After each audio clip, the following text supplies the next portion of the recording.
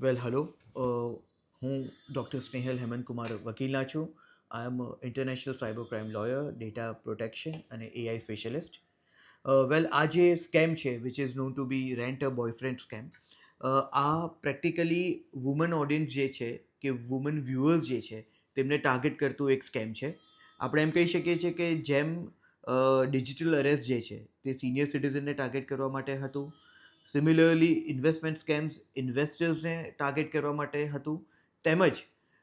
અલગ અલગ જે હની ટ્રેપના સ્કેમ્સ હોય છે તે સ્ટુડન્ટ્સ અને જનરલ જે મેલ ઓડિયન્સ છે તેમને ટાર્ગેટ કરવા માટે હતું. એવી રીતના આ જે સ્કેમ છે તે વુમન વ્યુઅર્સને ટાર્ગેટ કરવા માટેનો એક સ્કેમ છે. આમાં કશે ને કશે તમને સોશિયલ મીડિયા પ્લેટફોર્મ્સ ઉપર અને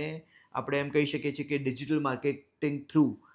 અલગ અલગ પોપઅપ્સના બેઝિસ ઉપર એડવર્ટાઇઝમેન્ટ આવે છે કે તમે કોઈક બોયફ્રેન્ડને રેન્ટ કરી શકો છો. વેલ આ જે આપણે એમ કહી શકીએ છીએ કે કમ્પેનિયનશિપ છે તે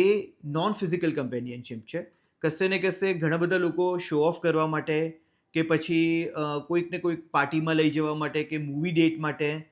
એક કમ્પેનિયનને રેન્ટ કરી શકે છે, જેના માટેની આ ઓફર્સ હોય છે. એટલે ઘણા બધા લોકો આમાં કોઈક ને કોઈક રીતના એટ્રેક્ટ થઈને ઇન્વોલ્વ થઈ જાય છે. વેલ આમાં જે બી વ્યક્તિ હોય છે તે ઘણા બધા લોકોના જે સ્ટોલન ડેટાઝ હોય છે કે આધાર કાર્ડની ઇન્ફોર્મેશન હોય છે તેના બેઝિસ ઉપરની એક ફેક પ્રોફાઇલ ક્રિએટ કરવામાં આવતી હોય છે, અને with the help of AI એક ઇમેજ જનરેટ કરીને એક એવી એટ્રેક્ટિવ મેલની ઇમેજ જનરેટ કરવામાં આવે છે કે જે જોઈને કોઈ બી વ્યક્તિ એન્ચાન્ટ થઈ જાય છે. વેલ આ આખો એક સાયકોલોજીકલ સ્કેમ છે, અને ઇટ ઇઝ વેરી ઇમ્પોર્ટન્ટ કે આ જે સ્કેમ છે તેમાંથી બચવા માટે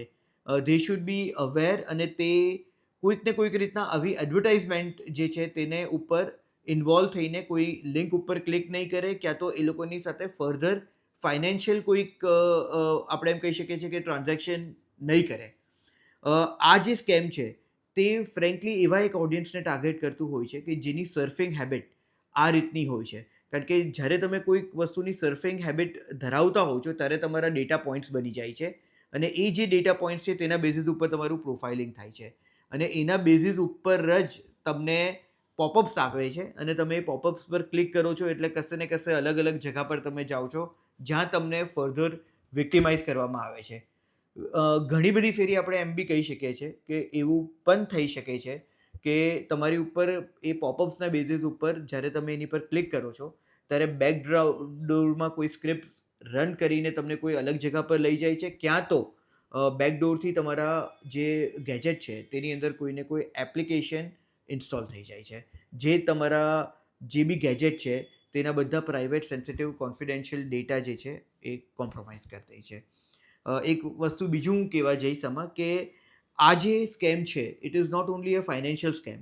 બટ કોઈક ના કોઈક રીતના આમાં બિકોઝ કે વુમન ઇન્વોલ્વ છે એટલે એમની જે પ્રિવસી છે તે પણ સ્ટેકમાં છે, એટલે આ વસ્તુને ઘણી ગંભીરતાથી આપણે લેવી જોઈએ. અને કદાચ આપણે કોઈક ને કોઈક રીતના આમાં વિક્ટિમાઇઝ થઈ ગયા હોય તો આપણે જરાક બી શરમાવવું નહીં જોઈએ, and 1930 which is a central cyber crime complain number, એની પર તમને કમ્પ્લેન કરવી જોઈએ. પેરેલલી તમે cybercrime.gov.in પર પણ તમે ઓનલાઈન કમ્પ્લેન આપી શકો છો, અને સંચાર સાથી.gov.in ઉપર તમે એ કમ્પ્લેન કરી શકો છો અગર તમારું કોઈ ફાઇનાન્શિયલ લોસ નહીં થયું હોય તો એ વ્યક્તિનો જે ફોન નંબર છે કે એ જે પ્રોફાઇલ્સ છે તેની લિંક ત્યાં પેસ્ટ કરીને એની અપ્રોપ્રિએટ કમ્પ્લેન એ જગ્યા પર કરી શકો છો.